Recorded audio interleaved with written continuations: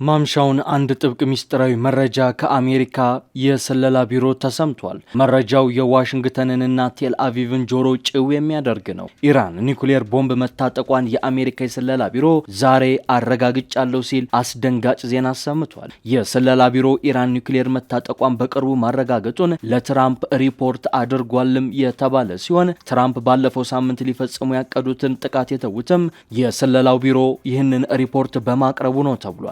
በዝርዝር ተሰሙታላችሁ። ህወሓት ወደ ወልቃይት ጦርነት የሚከፍት ከሆነ እርምጃው ለ4 ኪሎ ቀይ መስመር ነው ሲል የአሜሪካው ተቋም አስጠነቀቀ። ተቋሙ ህወሓት ጊዜያዊ መንግስቱን ያፈረሰውና የራሱን ምክር ቤት ያቋቋመው በአጭር ጊዜ ውስጥ ወደ ወልቃይት ጦርነት ለመክፈት አቅዶ ነውም ብሏል። ይዘነዋል። ምርጫ ባልተካሄደባቸው አካባቢዎች በአስቸኳይ ምርጫ እንዲደረግ የአውሮፓ ህብረት ጠየቀ። አስቀድሞ ምርጫው እንደማይታዘብ አሳውቆ የነበረው ህብረቱ ዛሬ መግለጫን አውጥቷል።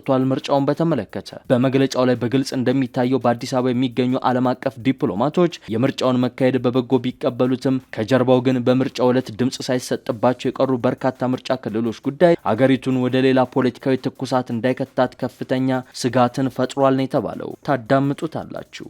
በኩዌት ዓለም አቀፍ አውሮፕላን ማረፊያ ላይ በተፈጸመ የኢራን የድሮን ጥቃት አንድ ሰው ሲገደል 60 ሰዎች መቁሰላቸው ታወቀ። የኩዌት የመከላከያ ሚኒስቴር ቃል አቀባይ ጥቃቱን የኢራን የወንጀል ድርጊት ሲሉት፣ የሀገሪቱ የውጭ ጉዳይ ሚኒስቴር ደግሞ በጥቃቱ የዲፕሎማቲክ ተቋማት ላይ ጉዳት ደርሷል ብለዋል። አክብሮታዊ ሰላምታችን በያላችሁበት የዓለም ዳርቻ ይድረሳችሁ። የተወደዳችሁ የአንድ አፍታ ሚዲያ ቤተሰቦች እነዚህንና ሌሎች መረጃዎችን አጠናቅረናል። እንደተለመደው ቪዲዮ ላይክ አድርጋችሁ በመጀመር አብራችሁን ቆዩ። ወደ ዝርዝሩ እናምራ።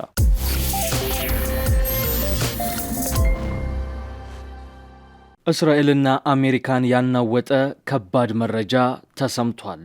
በመጨረሻም ኢራን እንደተፈራው የኒውክሌር ቦምብ የመታጠቋ ዜና እውነት ሆኗል። የቀድሞ የአሜሪካ የስለላ ተንታኞች ላሪሲ ጆንሰን እና ፔፔ ኤስኮባር ይፋ ያደረጉት እጅግ አስደንጋጭ ሚስጥራዊና አሳሳቢ የመረጃ ሰነድ ኢራን የኒውክሌር ጦር መሳሪያ ባለቤት መሆኗን ወይንም በቅርቡ እንደምትሆን አረጋግጧል። ይህ የቴል አቪቭን እና የዋሽንግተንን ጆሮ ጭው ያደረገ መረጃ ነው። በግንቦት ወር 2026 የተፈጠረውን ቀጠናዊ ውጥረት ተከትሎ የኢራን ብሔራዊ ደህንነት ምክር ቤት በወሰነው መሰረት የአገሪቱ ፕሬዝዳንት መሱድ ፔዜሽኪያን በፓኪስታኑ ጠቅላይ ሚኒስትር ሀጅባር ሻሪፍ እና የውጭ ጉዳይ ሚኒስትር ኢሻቅ ዳር በኩል ለአሜሪካው የውጭ ጉዳይ ሚኒስትር ማርኮ ሮቢዮ ጥብቅ ባለ 3 ደረጃ ማስጠንቀቂያ ልከዋል ይላል ይህ ሰነድ። አሜሪካ በኢራን ላይ የምታደርገውን ጥቃት የማታቆም ከሆነ ኢራን አሁን ከሚደረገው የኒውክሌር ኃይል ሰላም ድርድር ወዲያውኑ እንደምትወጣ፣ የኒውክሌር ስምምነት ማዕቀፍን ሙሉ በሙሉ እንደምትተው፣ እንዲሁም የመጨረሻ የኃይል ማሳያ እርምጃውን እንደምትወስድ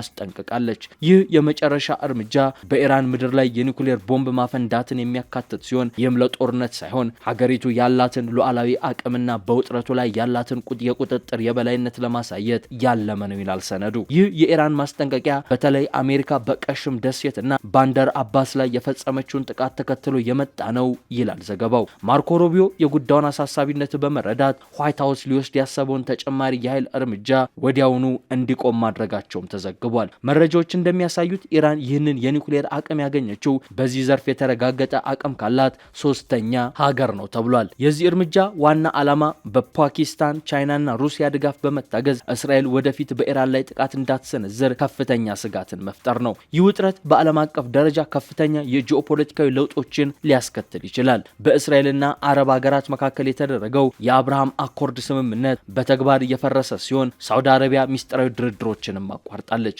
ይበልጥ አሳሳቢው ደግሞ ኳታርና ኦማን የአሜሪካ ጦር ከ6 እስከ 9 ወራት ባለው ጊዜ ውስጥ ከሀገራቸው ወታደራዊ ጦር ሰፈሮች እንዲወጣ ዝግጅት እያደረጉ መሆኑ ነው። ከዚህ ባለፈ አሜሪካን ያገለለ አዲስ የሳውዲ አረቢያ፣ ፓኪስታን፣ ቱርክና ግብጽ የጸጥታ ትብብር እየተገነባ መሆኑ ቀጠናዊ የኃይል ሚዛኑ ሙሉ በሙሉ እየቀየረው ነው ተብሏል። የኢራን የኒውክሌር ሙከራ እውን መሆን የዓለም አቀፉን የኒውክሌር ስርጭት መከላከያ ስምምነትን የሚያፈርስና አሜሪካ በዓለም ላይ ያላትን የበላይነት የሚያዳክም መሆኑም ተብራርቷል። ተንታኞች እንደሚያምኑት የሀገሪቱ ፕሬዝዳንት ዶናልድ ጄ ትራምፕ ይህንን ቀውስ በዲፕሎማሲ ለመፍታት አሁንም ጊዜ አላቸው። ነገር ግን ይህ ውሳኔ ለእስራኤል የሚሰጠውን ድጋፍ ማቋረጥን፣ ቤንጃሚን ኔታንያሁ በሊባኖስና በጋዛ የሚያደርጉትን ጦርነት እንዲያቆሙ ማስገደድን እንዲሁም በኢራን ላይ የተጣለውን ማዕቀብ ማንሳትን ይጠይቃል። ትራምፕ እነዚህን ከባባድ ውሳኔዎች ያሳልፋሉ ተብሎ ባይታምንም እስራኤል በተለይ በቤሩት ላይ የምታደርገውን ጥቃት የምትቀጥል ከሆነ ግን ኢራን በእስራኤል ወታደራዊ ተቋማት ላይ አጸፋዊ እርምጃ እንደምትወስድ ግልጽን አድርጋለች። በጥቅሉ የምዕራቡ ዓለም አሁን ኢራን ከቻይና እና ራሽያ ጋር በመሆን የአሜሪካን ጫናና ዛቻ እስከ መጨረሻው ለመቋቋም መዘጋጀቷን በተጨባጭ ሊቀበል እንደሚገባው ትንታኔው አብራርቷል። የህወሓትን ወታደራዊ እንቅስቃሴ በተመለከተ የአሜሪካው ተቋም ጥብቅ መረጃን ይዞ ወጥቷል። ህወሓት ወልቃይትን በአጭር ጊዜ ለመቆጣጠር ኃይል እያዘጋጀ ነው ብሏል። የአሜሪካው የግጭት ሁኔታዎች ተንታኝ ተቋም አክሌድ ተቋሙ አዲስ ባወጣው ዘለግ ያለ ሪፖርቱ የደብረጽዮን ገብረ ሚካኤል አንጃ ጊዜያዊ አስተዳደሩን ገንድሶ ሙሉ በሙሉ ስልጣን መቆጣጠሩ በመጪዎቹ የክረምት ወራት ጦርነት ሊያስነሳ የሚችል ውሳኔ ነው ብሎታል። ህወሓት በአሁኑ ወቅት ጊዜያዊ መንግስቱን በስልታዊ መንገድ አስወግዶ ስልጣኑን የተቆጣጠረው የተበታተነውን ኃይሉን ለማሰባሰብ ነው ይላል ተነታኔው። ቡድኑ አሁን እያደረገ ባለው እንቅስቃሴ ሙሉ በሙሉ ከተጠናከረ በኋላ የመጀመሪያው እርምጃው ምናልባትም በሚቀጥሉት ጥቂት ወራት ወልቃይትን መቆጣጠር እንደሚሆን ተቋሙ ግምቱን አስቀምጧል። ይሁን እንጂ ራሱን ለጦርነት እያዘጋጀ ያለው የህወሓት ኃይል ወልቃይትን በኃይል የመቆጣጠር እንቅስቃሴ ለኢትዮጵያ መንግስት ቀይ መስመር እንደሆነም ሪፖርቱ አመላክቷል። ለዚህም ፌዴራል መንግስት ወልቃይት ከፍተኛ የመከላከያ ኃይል አሰማርቶ አካባቢውን ከሚያስተዳድሩት ከነ ኮሎኔል ደመቀ ዘውዱ የተከዜ ዘብ ጋር ተቀናጅቶ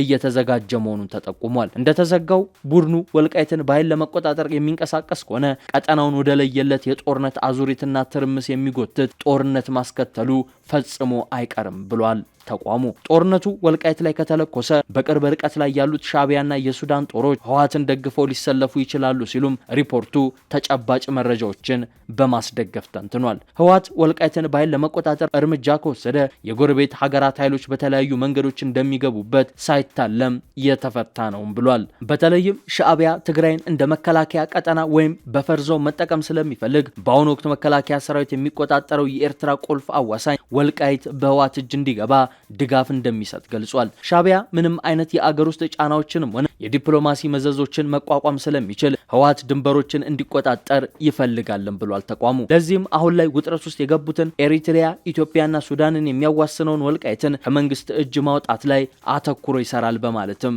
ጠቁሟል። አሁን ባለው የሻዕቢያ ትግራይን በፈርዘን አድርጎ የመጠቀም ስልት እንደተፈራው ኤርትራና በኢትዮጵያ መካከል ቀጥተኛ ጦርነት የመፈጠር እድል ዝቅተኛ ነው ብሏል። ነገር ግን ሁለቱም ወገኖች እንደ ሱዳን ያሉ ጎረቤት አገሮች ተቀናቃኝ ቡድኖችን መደገፋቸው ሊቀጥሉ ይችላሉ የሚለው ይህ የተቋሙ ትንታኔ ይህም የውክልና ጦርነትን ሊያስከትል እንደሚችል ነው ያስጠነቀቀው። ወልቃይት ላይ አይቀሬው ጦርነት ከተቀሰቀሰ ተቋሙ ከህወሓት ጋር ቅንጅት ፈጥሯል ያለውን የአማራ ፋኖ ብሔራዊ ንቅናቄ አፋብን አሰላለፉ ምን ሊሆን እንደሚችልም ጠቆም አድርጓል። ቡድኑ ወልቃይትን ለመቆጣጠር ጥቃት ከከፈተ ፋኖ ያለው ምርጫ ከመንግስት ጋር የሚያደርገውን ውጊያ ማጠናከር ወይንም ከህወሓት ጎን በመሰለፍ የ4 ኪሎን አቅም ማዳከም ሊሆን እንደሚችል አስጠንቅቋል። ይህ በእንዲህ እንዳለ የህወሓት አርሚ 33 አዛዥ የሆኑት ጀነራል ወልደ ጊዮርጊስ ተክላይ ወይም ወዲ ሸሪፎ አነጋጋሪ አስተያየት ሰጥተዋል። ጀነራሉ ግንቦት 23 ከሬጅመንት በላይ ያሉ የአርሚው አመራሮች ለሶስት ተከታታይ ሳምንታት የወሰዱትን የአቅም ግንባታ ስልጠና ማጠናቀቃቸውን ተከትሎ በተዘጋጀ የምረቃ መድረክ ላይ የተናገሩት ቪዲዮ በዛሬው ዕለት በድምፀ ወያኔ በኩል ተሰራጭቷል። ጀነራሉ በዚህ ስነ ስርዓት ላይ ባደረጉት ንግግር ቀን ከሌት መሰልጠን አለብን፣ ከትግራይ የሸሹት ባንዳዎች ሰራዊታችን መሰል ስልጠናዎችን እንዳያገኝ ከውስጥ ሆነው ሲሰሩ ቆይቷል በማለት ወንጅለዋል። እነዚህ ባንዳዎች አሁን አዲስ አበባ ሆነው ለአብይ እየጨፈሩ ነው ያሉት። መጨረሻ ላይ ግን ይህ ስርዓት ሲደፋና ሲገረሰስ በመጀመሪያ የሚደፉት እነሱ ናቸው።